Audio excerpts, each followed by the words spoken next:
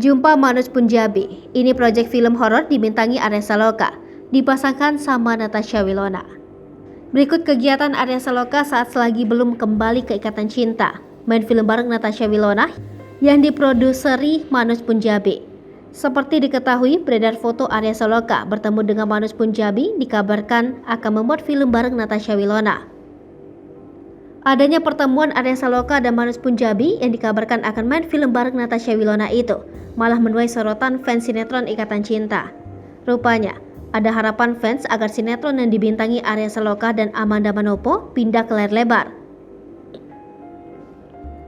Diketahui produser kondang Manoj Punjabi terlihat membagikan potretnya dengan Arya Saloka. Keduanya bertemu di kantor MD Entertainment yang disetir Manoj Punjabi.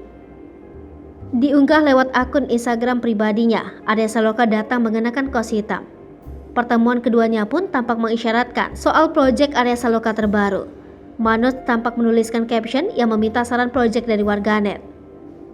Dalam unggahan Manoj Punjabi itu, produser film 49 tahun itu membagikan 3 slide foto bersama Arya Saloka.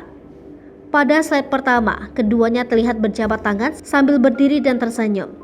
Manoj yang mengenakan setelan jas coklat dan kemeja putih itu tampak duduk bersama Arya di ruang kantornya pada slide kedua.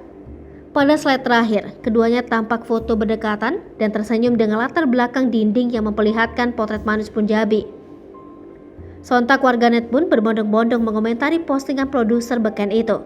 Tak sedikit yang meminta Arya Saloka dipertemukan lagi dengan Amanda Manopo.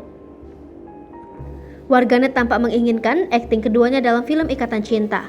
Namun sayang, ternyata pertemuan Arya Saloka dengan Manoj Punjabi bukan untuk menyatukan Arya Saloka dan Amanda Manopo. Arya Saloka akan bermain bareng Natasha Wilona dengan 2 film sekaligus.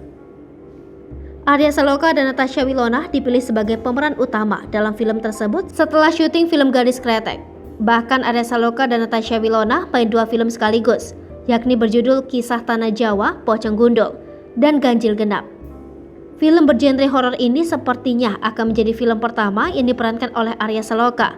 Pasalnya, Arya Saloka sebelumnya hanya berperan dalam sinetron Ikatan Cinta, FTV, series, dan film yang tidak bergenre horor.